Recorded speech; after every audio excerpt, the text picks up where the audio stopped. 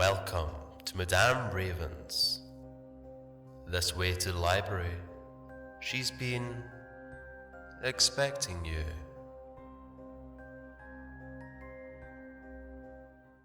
Welcome, my friends. Please come in and sit down.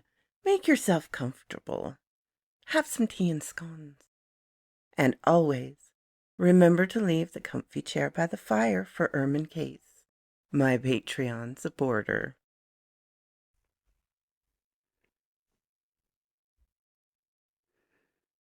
The Family of the Vouldalak by Alexei Tolstoy. Note: the word Vouldalak was referenced by Alexander Pushkin in his earlier work referring to vampires or werewolves from Slavic or Balkan folklore. Translated by Nina Zumel. In the year 1815, all the heads of Europe were gathered in Vienna, the continent's brightest minds and most brilliant diplomats. Our tale begins towards the conclusion of this historic congress. The royalist emerges were prepared to return to their chateaux, and the Russian warriors to return to their forsaken homes. A few disgruntled Poles hoped to shelter their desire for freedom under the dubious independence granted to Krakow by Prince Metternich, Prince Hardenberg, and Count Nesselrode. It was like the waning hours of a lively ball. The once vibrant crowds that filled the streets and establishments of the city had dwindled to a small number of people still seeking diversion, still fascinated by the charms of the Austrian ladies, reluctant to pack up and go their separate ways. This pleasant company, of which I was a part, would meet twice a week in the castle of the Dowager Princess of Schwarzenberg, a few miles from the city, beyond a small village named Hitzing. Our hostess's aristocratic manner, her gracious kindness, and the nobility of her spirit and of her intellect made our sojourns to her castle quite agreeable indeed. Our mornings were spent on pleasant rambles. In the afternoon we dined together in the castle or within its environs. In the evening, sitting by a good fire, we amused ourselves in conversation and storytelling. Discussions of politics was strictly forbidden. Everyone had had enough. The stories were told, borrowed from the legends of our respective countries, or from our own memories. One evening everyone had been telling ghost stories, and our minds were a restless, uneasy state that was increased by the evening's darkness and silence. The Marquis d'Auffay, an old image whom we all loved for his youthful gaiety, and for the colorful stories he told of his adventures and various changes of fortune, took advantage of a moment of silence and spoke. "Your stories, gentlemen," he said, "are no doubt amazing, but in my opinion they lack an essential quality. I mean that of authenticity. I don't think that any of you have seen with his own eyes the wonderful things that you narrate, nor can you attest to their truth with your word as a gentleman." This we were obliged to admit, and the old man continued, straightening his cravat. "As for me, gentlemen, I have had but a single adventure of this kind, but it is so strange, so horrible, and yes, true, that it will strike terror even the most incredulous among you.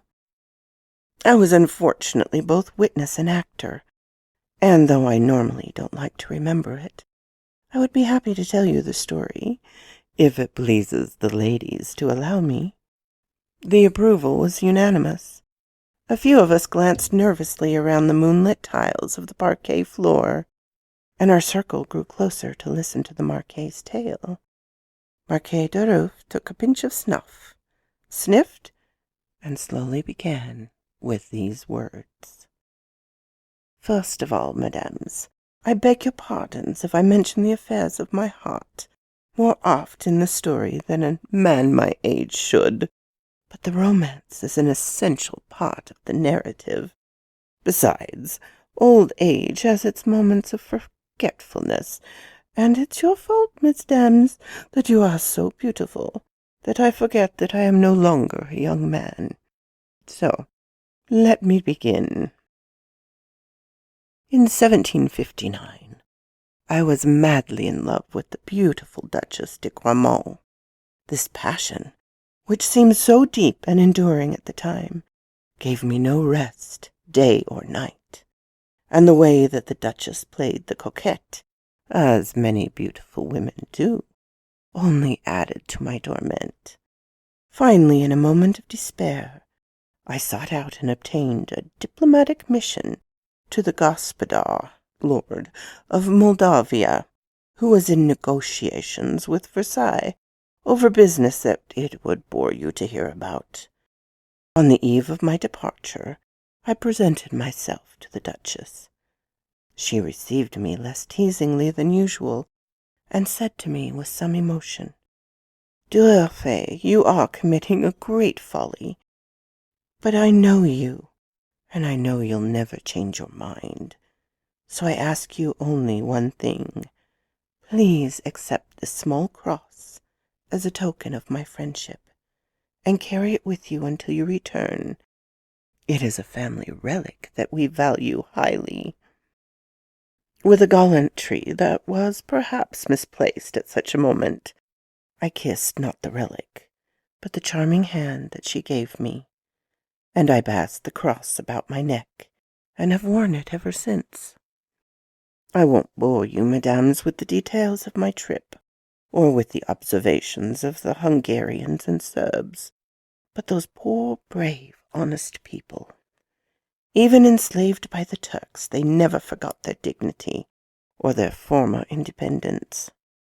Suffice it to say that, having learned a little Polish during a visit I made to Warsaw, I was also able to acquire a bit of Serbian, as these two languages, and Russian and Bohemian as well, are, as you probably know, so many branches of a single language called Slavonic. And so I knew enough of the language to make myself understood, when one day I arrived in a village whose name will not interest you much. I arrived on a Sunday, a day which the Serbian people generally devote to amusements like dancing, sharpshooting, wrestling, and so on. You can imagine my surprise when I reached the house where I planned to stay, and found the inhabitants in an extremely anxious state. Guessing the situation was due to some recent misfortune, I started to withdraw from the house when a man of about 30, a tall and imposing figure, approached me and took me by the hand. "Enter, stranger, please come in," he said. "Do not be alarmed at our sorrow. You'll understand when you know the cause."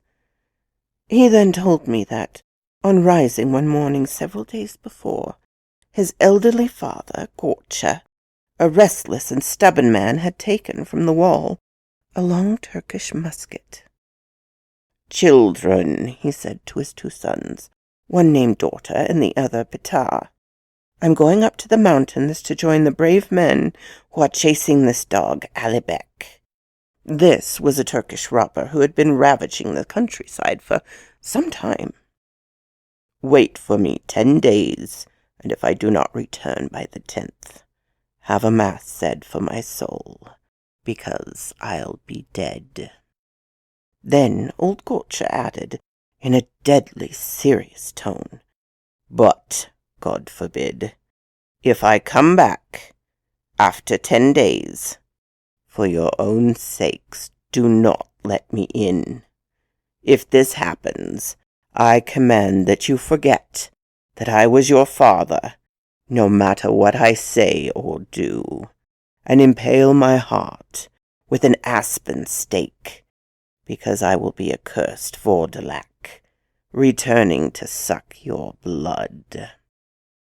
I should explain to you, mesdames, that Vouldalaks, as the Slavic people call vampires, are believed in those countries to be dead bodies that come out of their graves to suck the blood of the living. Their habits are similar to those of all vampires from any country, but they have one characteristic that makes them even more dreadful. The Vouldalaks, mesdames, prefer to suck the blood of their closest relatives and dearest friends, who, once dead, become vampires in turn. They claim that in Bosnia and Hungary, entire villages have become Vouldalaks. Father Augustine Clement, in his curious book on ghosts and apparitions, cite many frightening examples. Several times the emperors of Germany have appointed commissions to investigate outbreaks of vampirism. The commissioners tell of exhuming bodies engorged with blood, which they stake in the heart, and then burn in the village squares. The magistrates who are present at these executions attest, with oaths and signed statements, that they heard the dead howl at the moment that the stake was plunged into their hearts. Knowing this, it will be easy to understand, mesdames, the effect that old Gorch's words had on his sons. They both threw themselves at his feet and begged him to let them go in his place. In reply, he turned his back and left, humming the refrain of an old war song. The day I arrived in the village was precisely the end of 10 days, which of course explained his family's concern. They were a good, honest family. Dorda, the eldest son of the two, seemed a serious and resolute man. He was married with 2 children.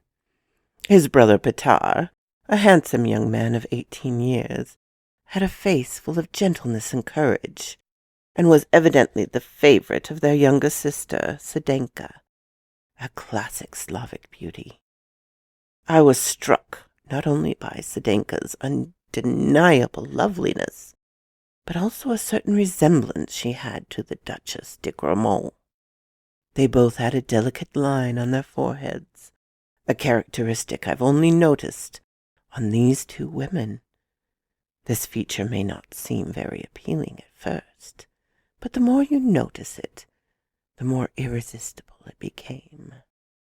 Perhaps it was because I was so young then that this resemblance, combined with Sledenka's charming and naive air, was truly irresistible. I had only known Sedenka for 2 minutes, but already I felt a sympathy for her that threatened to become a more tender emotion if I lingered too long in the village. We were all gathered in front of the house, around a table topped with cheese and bowls of milk. Sedenka spun. Her sister-in-law was preparing supper. The children were playing in the sand. Petar whistled nonchalantly as he cleaned his yataghan, or Turkish long knife. Dorda sat silently with his elbows on the table and his head in his hands. His eyes devoured the highway. I felt overcome by the general melancholy, and could only watch sadly as the evening clouds framed the golden background of the sky and the silhouette of a monastery half hidden in the black pine forest. This monastery, as I learned later, had once been famous for a miraculous image of the Virgin, which, according to legend, was brought by angels and placed on an oak.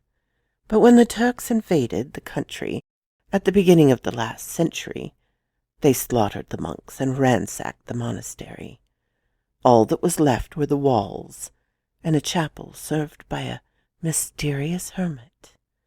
He gave tours of the ruins to the curious, and sheltered pilgrims who, as they traveled on foot from one holy site to another, liked to stop at the shrine of Our Lady of the Oak. As I said, I learned this much later.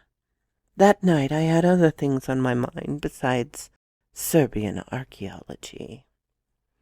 As often happens when you let your mind wander, I thought back to past times, to my childhood, to the beautiful France I had left behind for this remote, wild country.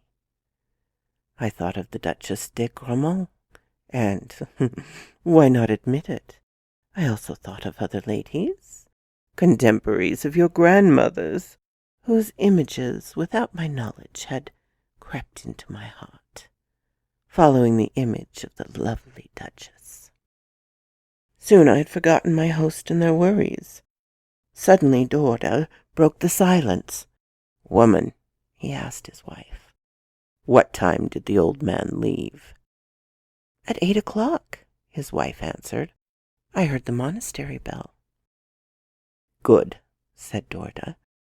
"It can't be later than 7:30. And he fell silent, fixing his eyes again on the highway, which disappeared into the forest. I forgot to tell you, mesdames, that when the Serbs suspect someone of vampirism, they avoid calling him by name or referring to him directly, for fear it will summon him from the grave. For some time, when speaking of his father, Dorda had only called him the old man. A few moments of silence passed. Suddenly one of the children tugged on Sedenka's apron. "Auntie, when is Grandpa coming home?" A blow from Dorda was the answer to this untimely question. The child began to cry, but his brother said with an expression of surprise and fear, "Father, why can't we ask about Grandpa?" Another blow silenced the child. The two children began to bawl, and the rest of the family crossed themselves. At this point I heard the monastery clock begin slowly to strike 8. Hardly had the first chime sounded in our ears than we saw a human form emerge from the woods and advance towards us. "That's him! God be praised!" cried Sedenka, Petar, and their sister-in-law at once. "God keep us," Gorda said solemnly. "How do we know if the 10 days have passed or not?" Everyone looked at him fearfully. Still the figure advanced towards us. He was a tall, old man with a silver mustache and a pale, stern face, limping painfully along with a stick. As he approached, Dorda's face became darker. When the newcomer was near us, he stopped and surveyed his family with eyes that seemed to look right through them. They were so dull and sunken in their sockets. "Well," he said in a hollow voice, "no one stands to greet me. What is this silence? Don't you see that I'm hurt?" Then I noticed the old man's left side was bloodied. "Help your father," I said to Dorda. "And you, Sedenka, bring him some spirits. He's about to faint."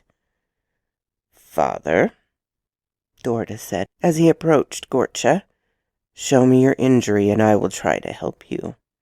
He tried to open Gorcha's coat, but the old man pushed Dorda away roughly, holding both hands over his side. "Clumsy oaf," he said, "you're hurting me." "You've been wounded near the heart," cried Dorda, his face pale. "Take off your coat, now. You must, I tell you." The old man stood up straight and stiff. "Watch yourself," he said in a low voice. "If you touch me, you'll regret it." Petar got between Dorda and his father. "Come, let him be," he said. "Can't you see he's in pain?" "Don't defy him," said Dorda's wife. "You know he won't tolerate that." At that moment we saw a cloud of dust. It was the herd returning home from grazing. Perhaps the dog that accompanied them didn't recognize her old master, or maybe she was agitated for some other reason. But as soon as she saw Gorcha, she stopped, hair bristling, and began to growl as if she saw something uncanny. "What's wrong with that dog?" said the old man, looking more and more annoyed. "What does all this mean? Have I become a stranger in my own home? Have 10 days in the mountains changed me so much that my own dogs don't recognize me?" "Do you hear?" Dorda said to his wife. "What?" "He admits that the 10 days have passed." "But didn't he return at the appointed time?"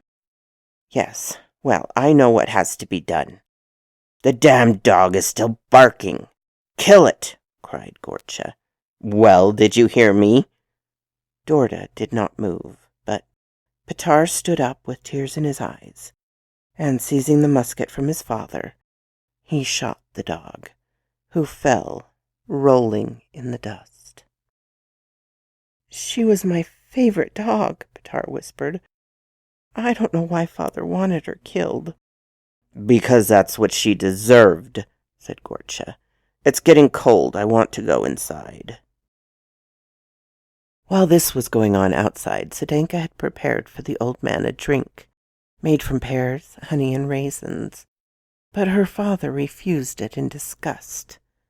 He showed the same aversion to a mutton rice dish that Dorda offered him, and went to sit by the hearth, muttering between his teeth, unintelligibly. A pine fire crackled in the fireplace, casting its flickering light on the figure of the old man, who was so pale that without the fire's glow he could have been taken for dead. Sedenka sat down beside him. "Father," she said, "don't you want anything to eat? You don't want to rest? Perhaps you can't tell us your adventures in the mountain." The girl knew she could get on his good side by asking that, because the old man liked to talk about his battles and exploits. A kind of smile appeared on his colorless lips, though without reaching his eyes. He ran his hand through her beautiful blonde hair. "Yes, my daughter. Yes, Sedenka. I will tell you what happened to me in the mountains, but some other time, because I'm tired today. But I will tell you that Alibek is no more, and it was by my hand he perished. If anyone doubts this," continued the old man, looking around at his family, "here is the proof." He opened a bag that hung behind the two of them, and pulled out a head, pale and bloody, though not quite as pale as his own. We turned away in horror, but Gorcha handed it to Petar.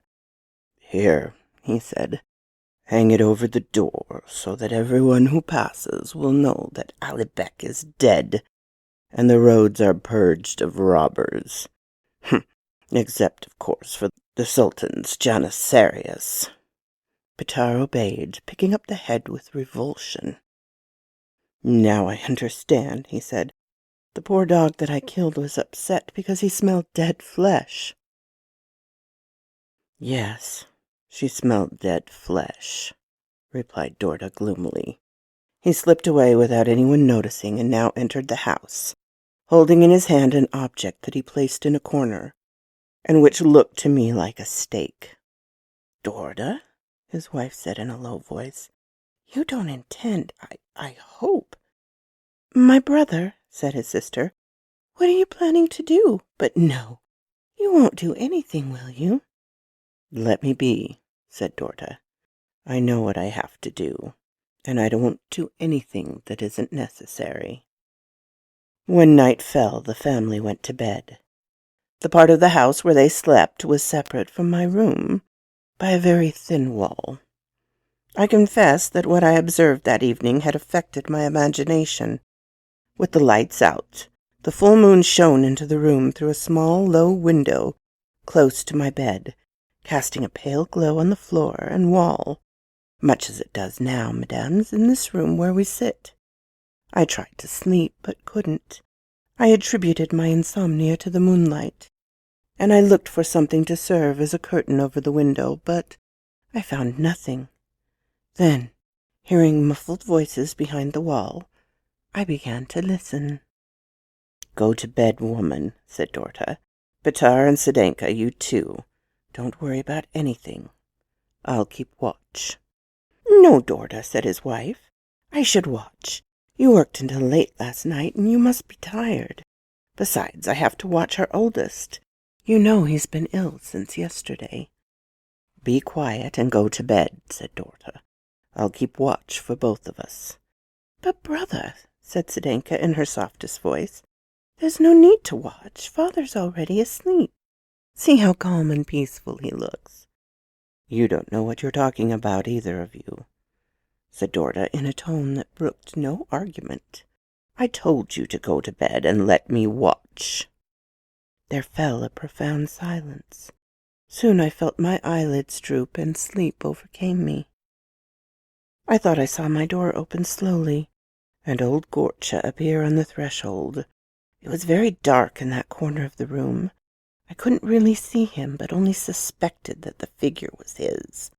His eyes followed the movement of my breath and seemed to be trying to guess my thoughts. Cautiously he crept towards me on tiptoe. Suddenly he loomed above me, at the side of my bed. I felt an inexpressible fear, but some invisible force held me there, immovable. The old man leaned over me, his livid face so close to mine that I thought I could feel his cadaverous breath. With a supreme effort I forced myself awake, bathed in sweat. There was no one in my room, but glancing out the window, I clearly beheld old Gorcha with his face against the pane, staring at me with dreadful eyes.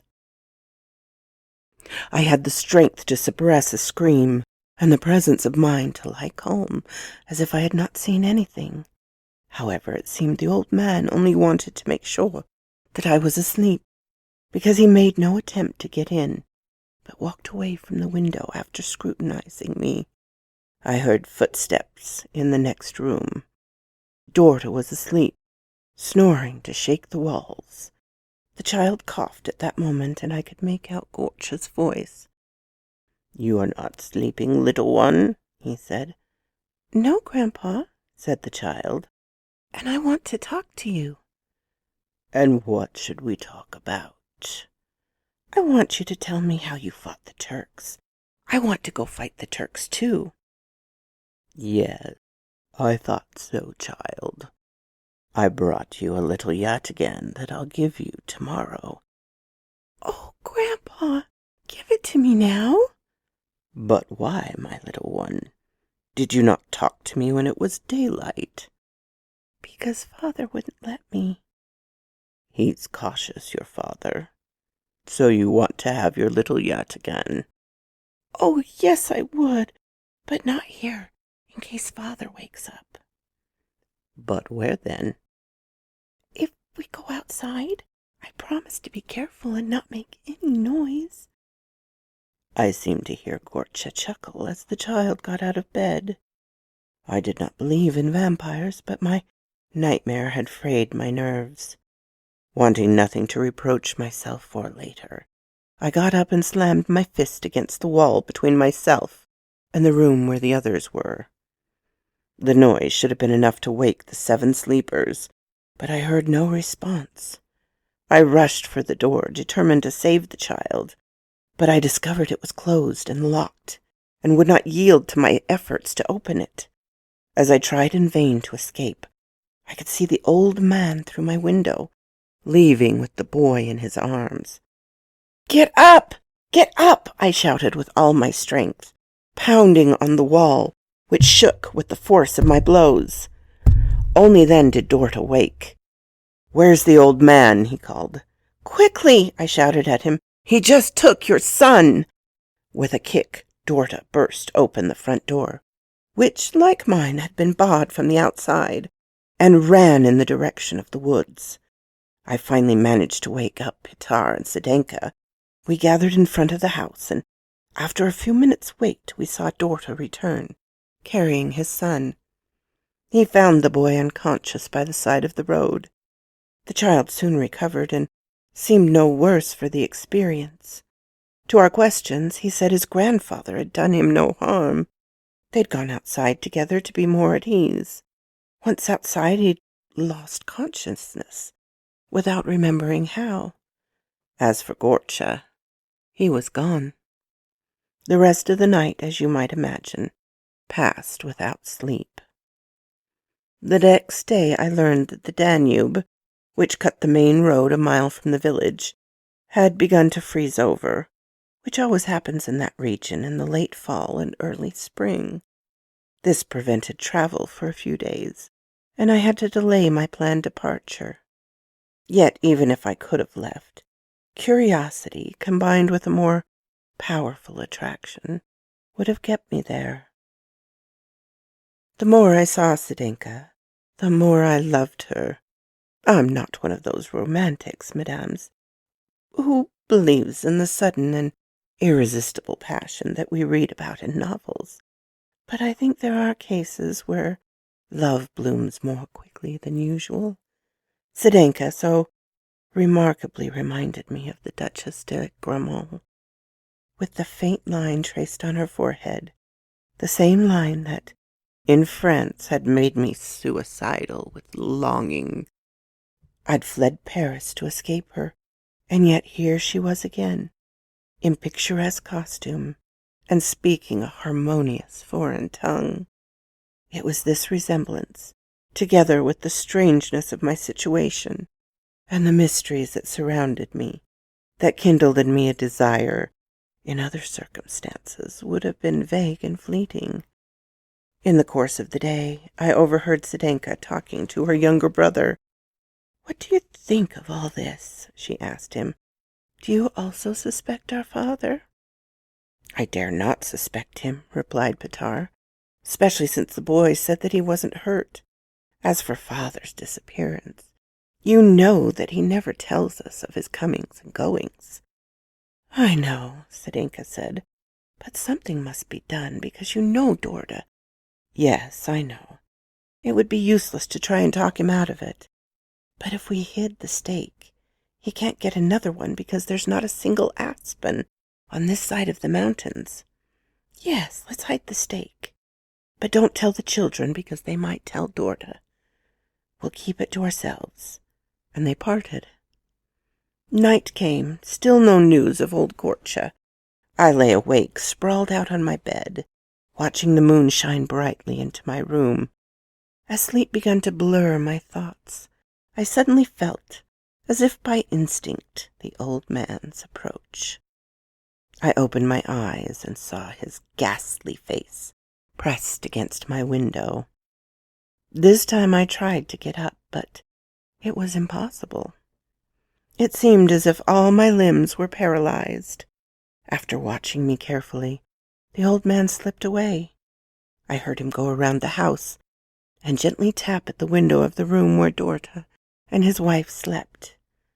The child rolled over in his bed and moaned in his sleep.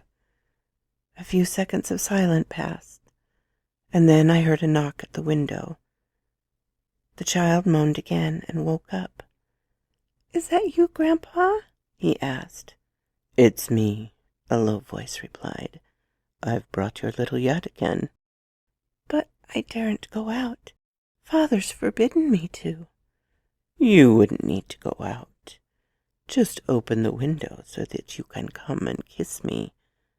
The child got up and I heard him open the window.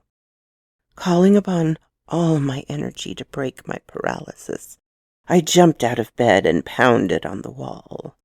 In a minute, Dorda was awake. I heard him swear, his wife shriek. Soon the whole house was gathered around the unconscious child. Gorcha had disappeared again. Our ministrations managed to revive the child, but he was weak and could hardly breathe. The poor boy did not know why he had fainted. His mother and Sedenka blamed it on the fear of being caught talking to his grandfather. I said nothing. After the child grew quiet, everyone except Dorda went back to bed. Towards dawn I heard him wake his wife. The two talked quietly. Sedenka joined them, and I heard the two women sobbing. The child was dead. I needn't speak of the family's despair. No one yet attributed the death to old Gorcha. At least no one spoke of it openly. Dorda was silent, but his still, dark expression had taken on a terrible quality. For 2 days the old man did not reappear. On the night after the 3rd day, the day of the child's funeral, I thought I heard footsteps around the house, and a voice of an old man who called out the deceased boy's younger brother. For a moment, I seemed to see Gortcha's figure outlined against my window, but I could not tell if it was reality or my imagination. Because that night the moon was covered by clouds. In any case, I thought it my duty to tell Dorta. He asked the boy, who replied that, yes, he had heard his grandfather calling him and had seen him looking through the window. Dorta sternly ordered his son to wake him if the old man appeared again. Even all these circumstances did not stop my love for Sedenka from growing even more. In the day I couldn't speak with her without the others overhearing. When night came, the thought of my imminent departure pierced my heart. Sedenka's room was separated from mine by a passage that overlooked the street on one side and the courtyard on the other. One evening, as the household retired for the evening, I decided to take a walk in the countryside to distract myself before sleeping. As I passed through the passage from my room, I saw that Sedenka's door was ajar. I stopped involuntarily. The familiar rustle of her dress made my heart pound. I heard words sung in a whisper. It was the song of a Serbian king about to leave for battle, bidding his beloved farewell. "Oh, my young poplar," said the king, "I'm off to war, and will you forget me? Your waist is more lithesome than the slender young trees that grow at the foot of the mountain. Your lips are redder than the rowan berries, and I'm like an old oak stripped of leaves. My beard is whiter than the foam of the Danube. You will forget me, O my soul, and I shall die of grief, for the enemy will not dare to kill the old king." And the beautiful maid replied, "I swear to be faithful to you and to never forget you. And if I break my oath, may you wake from the dead to suck all the blood from my heart." And the old king said, "So be it." And he went to war. And how soon his love forgot him. Here Sedenka stopped, as if she were afraid to finish the song. I couldn't contain myself any longer. Her voice, so sweet, so expressive, was the voice of the Duchess de Gramont. Impulsively I pushed open the door and entered. Sedenka had removed her overblouse. She wore nothing but a chemise, embroidered in gold and red silk that clung to her waist, and a simple checkered skirt. Her beautiful blonde tresses were unbraided, and her undress made her appear even more ravishing. Instead of being irritated at my sudden entrance, she seemed confused and blushed slightly. "What are you doing here? What will they think if they catch us?" "Sedenka, my soul," I said, "don't worry. Everyone is asleep. Only the crickets in the grass and the beetles in the air can hear us. Oh, my friend, fly, fly. If my brother catches us, I'm lost. Sedenka, I'll go when you promise to love me forever, like the beautiful maiden promised her king in the ballad. I'm leaving soon, Sedenka. Who knows when we shall meet again? I love you more than my soul, more than my salvation. My life and my blood are yours. Can't you give me 1 hour in exchange?" "Many things can happen in an hour," Sedenka said thoughtfully, but she left her hand in mine. "You don't know my brother," she continued with a shudder. "I have a feeling he'd find us." "Calm yourself, Sedenka," I told her. "Your brother is tired from his day's work. He sits drowsing to the sound of the wind playing in the trees. His sleep is deep, the night is long, and I only ask you for a single hour, and then farewell, perhaps forever." "Oh, no, not forever," Sedenka cried, and then recoiled as if afraid of her own voice.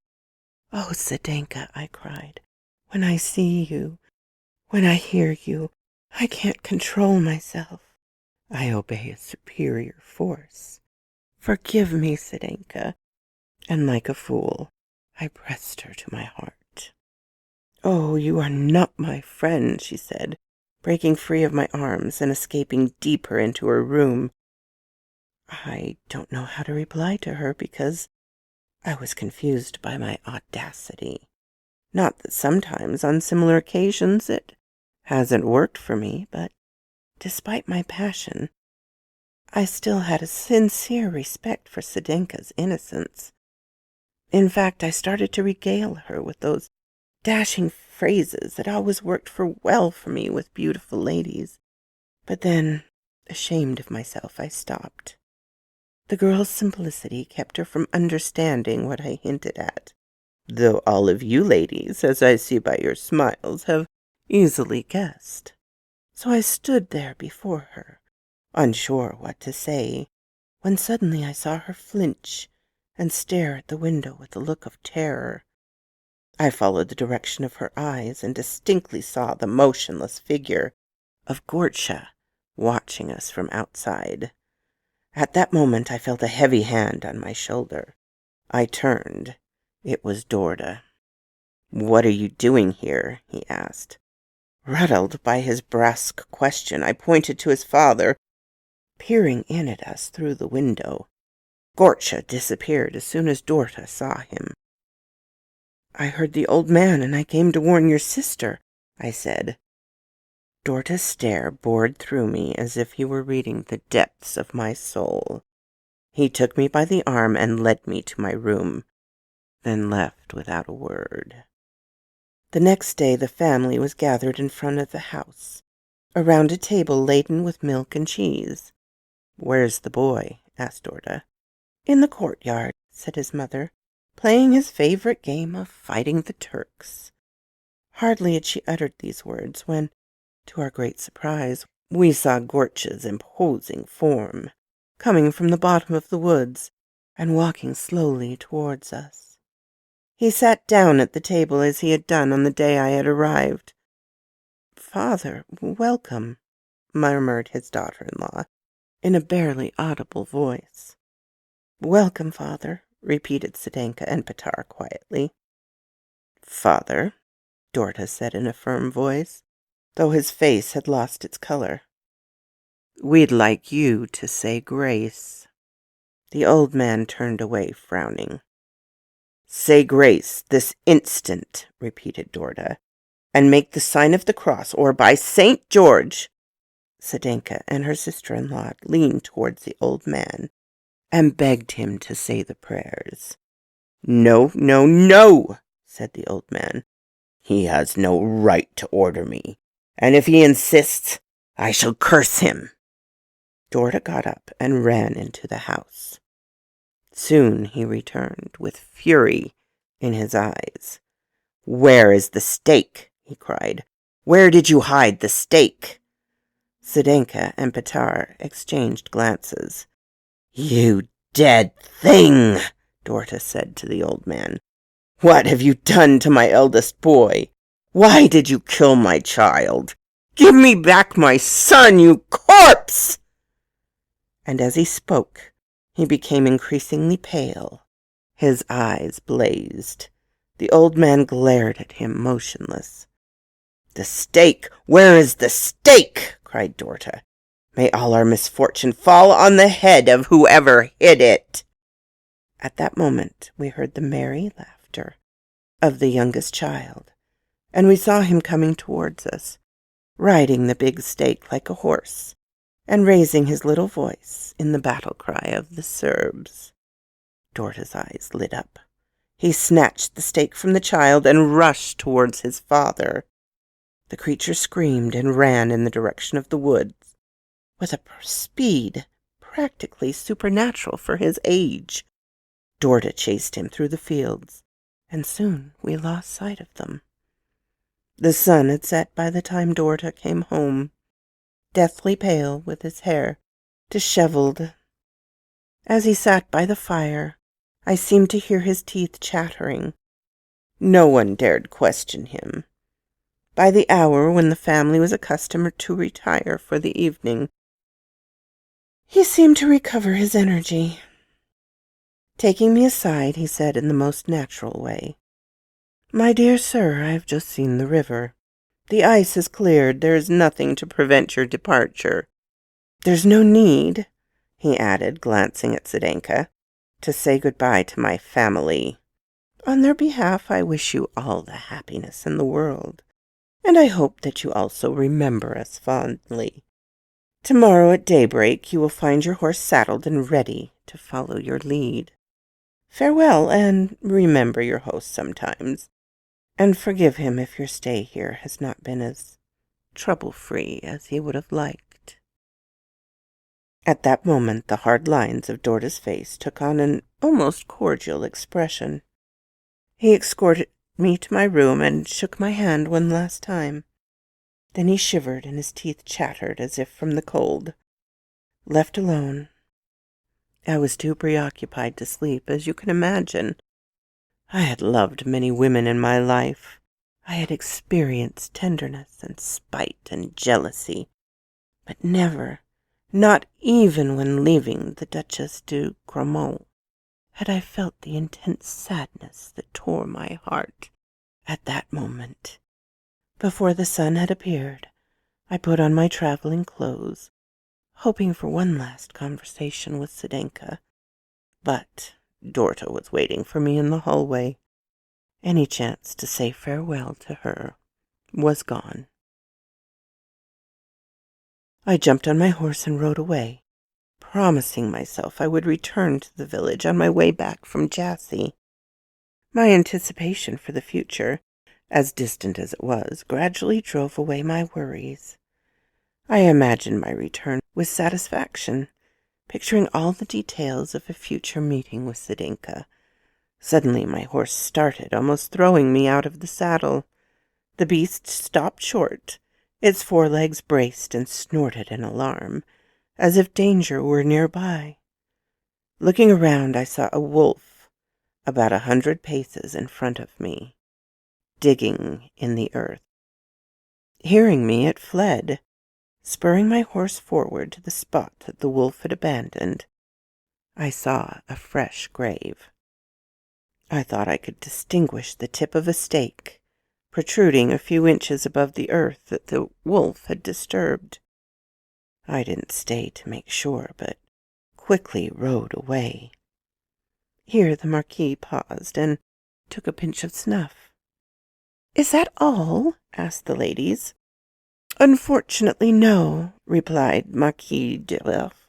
"The rest of the story is a painful memory to me, one I would give much to be free of. The business that brought me to Jassy kept me there longer than I had expected, a full 6 months.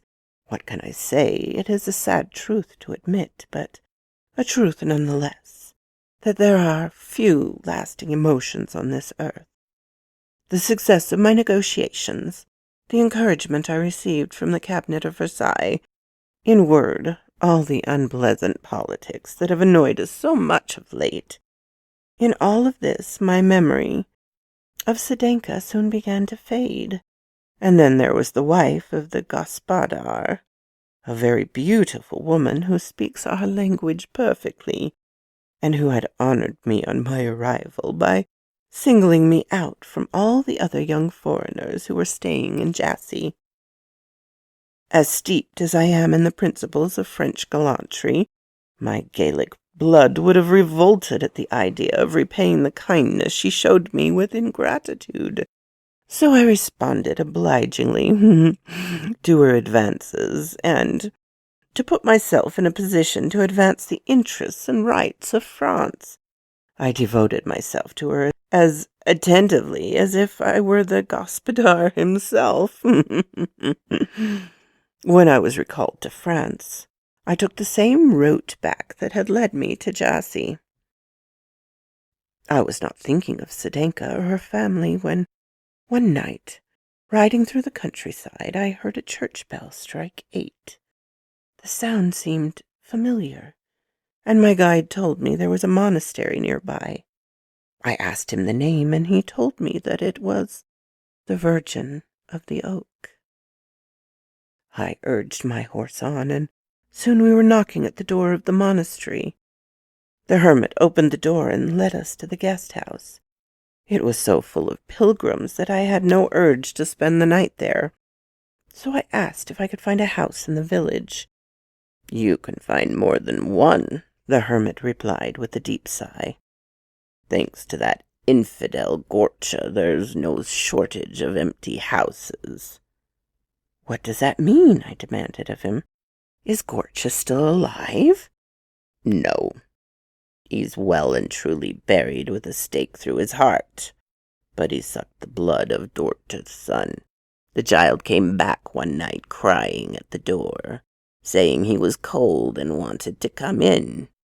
His foolish mother, although she had seen him buried with her own eyes, didn't have the courage to send him back to the cemetery and open the door.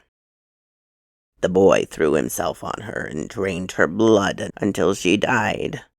They buried her as well, but she returned to suck the blood of her younger son, and then her husband, and that of his brother. All are dead." "And Sedenka?" I asked. "She went mad with grief, poor child. Let's not speak of her." The hermit's answer was not encouraging, and I didn't have the courage to repeat my question. "Vampirism is contagious," continued the hermit, crossing himself.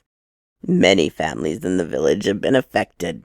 Many families have been completely killed off, and if you want my advice, you'll stay the night in the monastery. For though in the village you may not be devoured by Vouldalaks, the dread will be enough to turn your hair white before I finish ringing the call to the morning mass. I'm just a poor hermit," he continued, "but the generosity of travelers have enabled me to provide for their needs. I have exquisite cheeses, raisins that will make your mouth water just to look at them, and the few bottles of Tokay as fine as the wine of His Holiness the Patriarch." It seemed to me at this point that the hermit had turned into an innkeeper. I suspected that he was purposely telling me fairy tales to convince me to stay, and to make myself agreeable to heaven by imitating the generosity of those travelers who enabled the holy man to meet their needs. But the word fear has always affected me like a bugle affects a war-horse. I would have been ashamed of myself if I had not left for the village immediately. My guide, trembling, asked permission to stay at the monastery, which I willingly granted. It took me half an hour to reach the village. I found it deserted. Not a light shone in any of the windows. Not a sound or a song could be heard. I passed in silence before all of these houses, most of which I recognized, and finally arrived at Dorta's home. Whether from sentimental memory or from the recklessness of youth, I decided to spend the night there. I dismounted and knocked at the gate. Nobody answered. I pushed on the gate. It opened, creaking on its hinges. I entered the yard. I tied my horse, still saddled, in a shed, where I found a sufficient supply of oats for one night. Then I walked resolutely towards the house. All the doors were open, yet all the rooms seemed uninhabited. Sedenka's room looked as if it had been abandoned only the day before. Some of her clothes were still lying on the bed. On the table I saw some jewelry that I had given her, shining in the moonlight. I recognized a small enamel cross that I had bought in Budapest. I could not deny to myself, though my heart sank at the thought, that my love for her was a thing of the past. Still, I wrapped myself in a coat and lay upon her bed. Soon sleep overcame me. I don't remember the details of my dream, but I know that I saw Sedenka, as beautiful, innocent, as loving as before. I blamed myself for my selfishness and fickleness. I wondered how I could have abandoned this poor child who loved me, how I could have forgotten her. In my dream, her image merged with that of the Duchess de Gramont, until I saw the two of them as one and the same person. I threw myself at her feet and begged her forgiveness. All of my being, all of my soul was filled with an ineffable feeling, a mixture of melancholy and happiness. I was deep in my dream when I awakened by a melodious sound, like the rustling of a wheat field in the breeze. The rustling wheat seemed to mingle with birdsong, with a rolling waterfall, with whispering trees. Then all these confused sounds resolved themselves into the rustle of a woman's skirt, and, as that thought came to me, I awoke. I opened my eyes and saw Sedenka near my bed. The moon shone so brightly that I could see every detail, adorable traits that were once so dear to me, and which in my dream I had prized even more.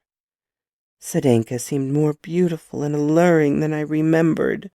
She wore the same attire as before, the simple chemise embroidered with gold and silk, and a skirt that wrapped tightly around her hips. "Sedenka," I said as I sat up in the bed, "is it really you, Sedenka?"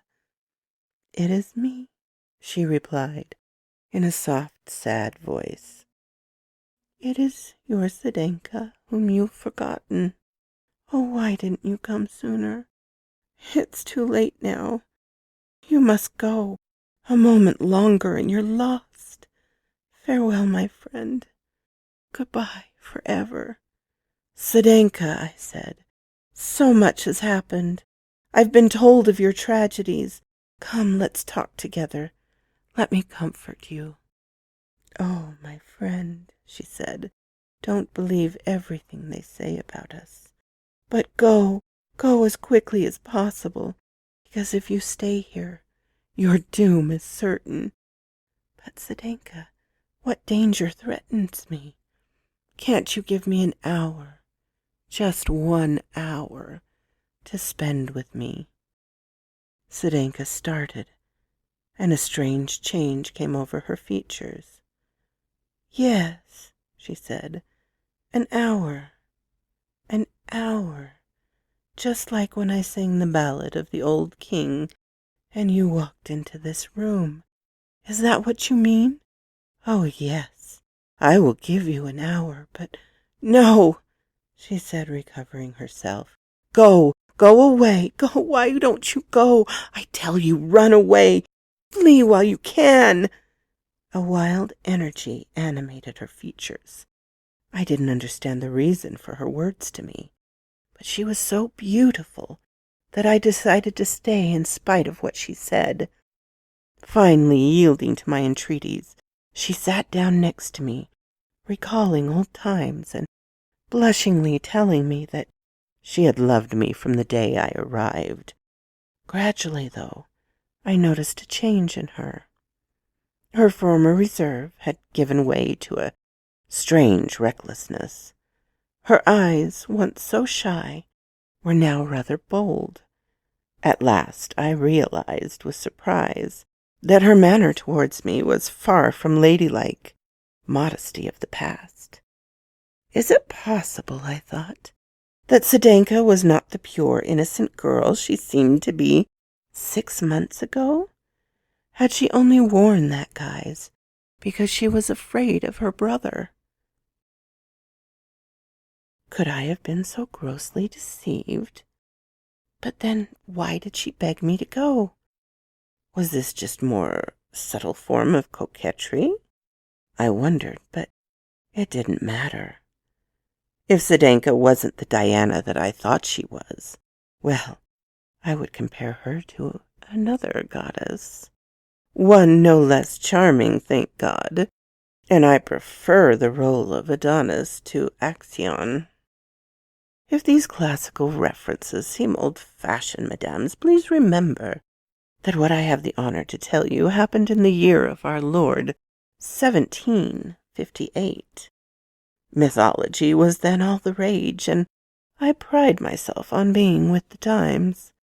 Things have changed since, and it was not so long ago that the revolution overthrew the relics of paganism, along with the Christian religion, putting the goddess of reason in their place. This goddess, mesdames, was never my mistress when I found myself in your presence, and at the time of what I speak was even less inclined to offer her sacrifices. I surrendered without hesitation to my desire for Zdenka, and went joyously into her arms. Some time had passed in this sweet intimacy when, amusing myself by adorning Zdenka with all her jewelry, I tried to put the small enamel cross I had given her around her neck. When I moved to do so, Zdenka recoiled with a shudder. "Enough of your childishness, my friend. Let those trinkets alone, and tell me what about has happened to you." Her reaction started me thinking. Looking at her more carefully, I realized that she was no longer wore around her neck, as she had in the past, the numerous little icons, relics, and sachets of incense that the Serbs wear from childhood to the grave. "Zdenka," I said, "where are the icons about your neck?" "I've lost them," she replied impatiently, and immediately changed the subject. A vague foreboding of I knew not what dawned on me. I wanted to leave, but Zdenka stopped me. "What is this?" she demanded. "You asked me for an hour, and now you're leaving, after only a few minutes?" "Zdenka," I said, "you were right to ask me to leave. I thought I heard a noise, and I'm afraid that someone will catch us." "Don't worry, my friend. Everyone is sleeping. Only the crickets in the grass and the beetles in the air can hear us." "No, Zdenka, I must leave." "Stop, stop," Zdenka said. "I love you more than my soul, more than my salvation. You told me that your life and your blood were mine." "But your brother, Zdenka, what if he catches us?"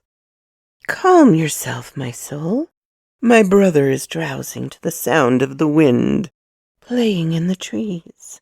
His sleep is deep. The night is long, and I only ask you for an hour."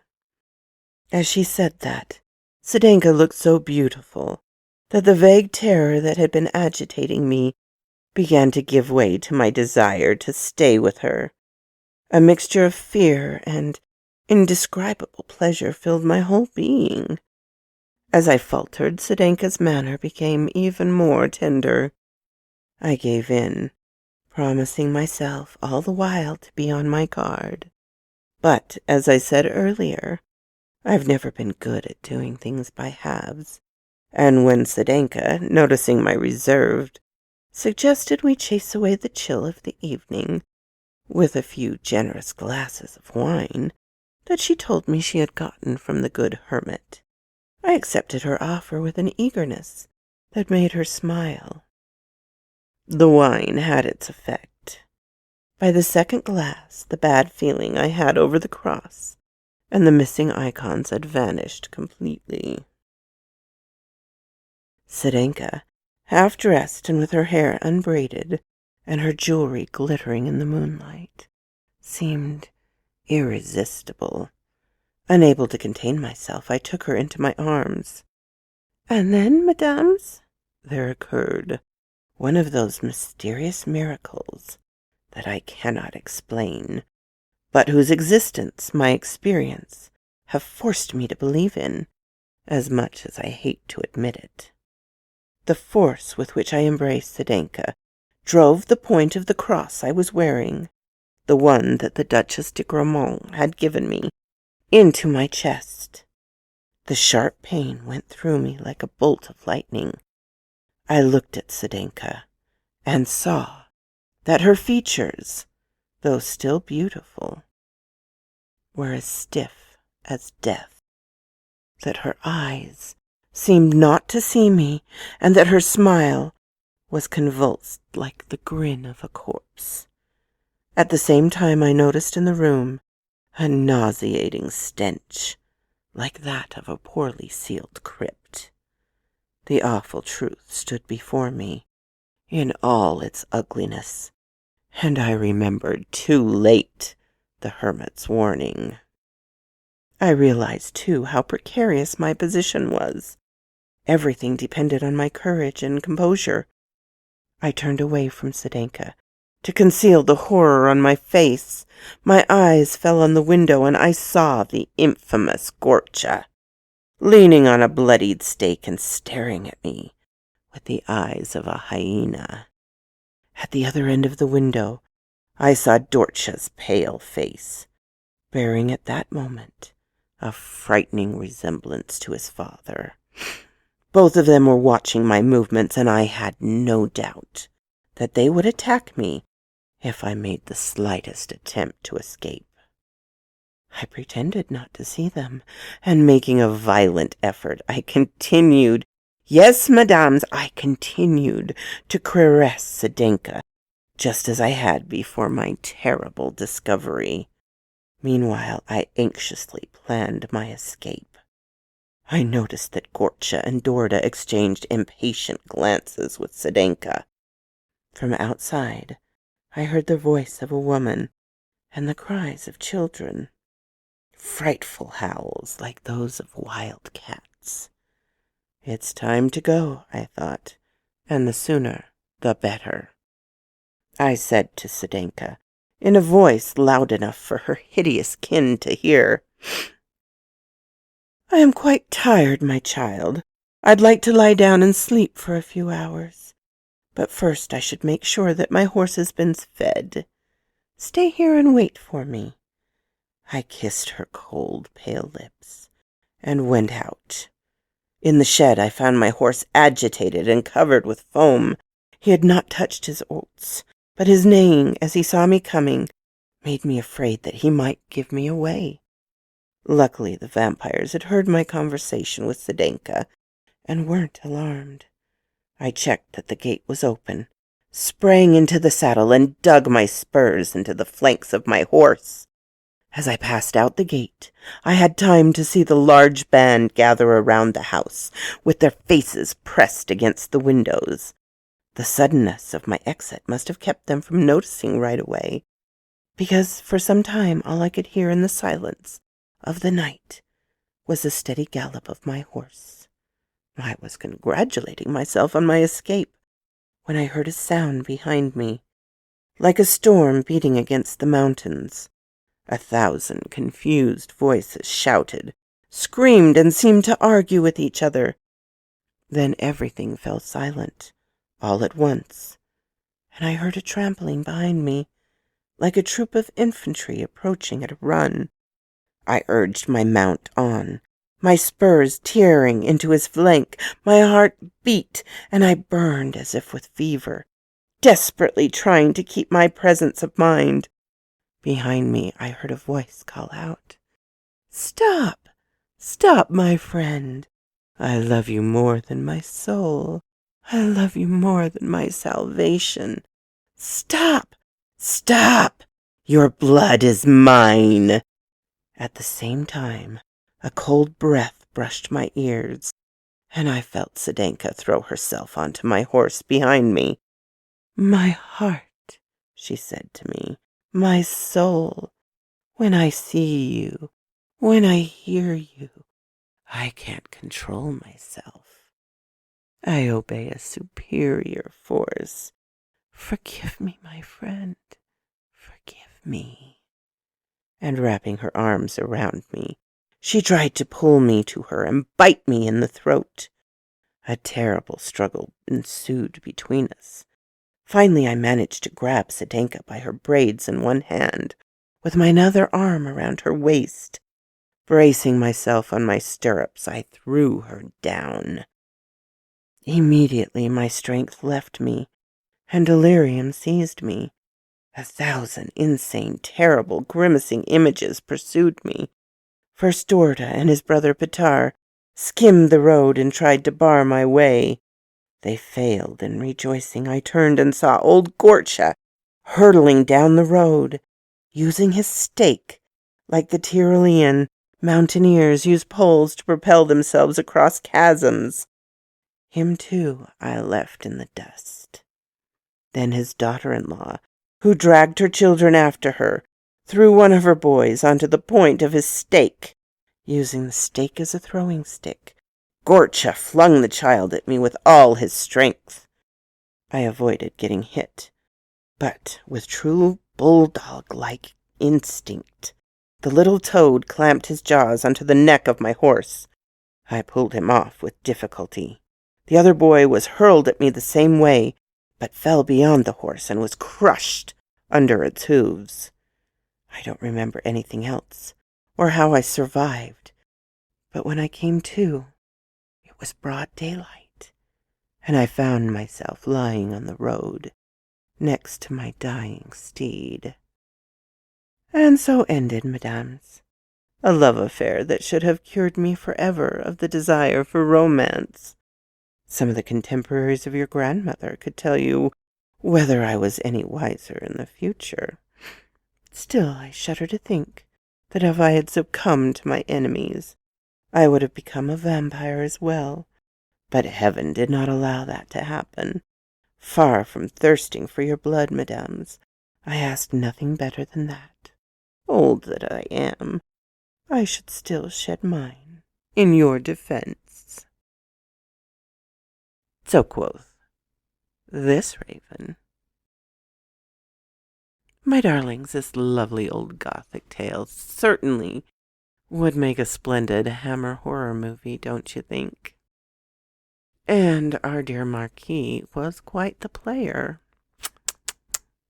I hope you enjoyed this. I know I've promised you longer stories, and I hope this one delivers. If you like this, please hit the little button to let me know. If you didn't, hit the little button to let me know. Leave a comment. I'm always glad to talk with you, my darlings. I'm open to suggestions and criticisms, critiques. If you have not subscribed, please do so and ring the little bell so you know when to come up and see me. And I will talk to you next time, my darlings. Farewell.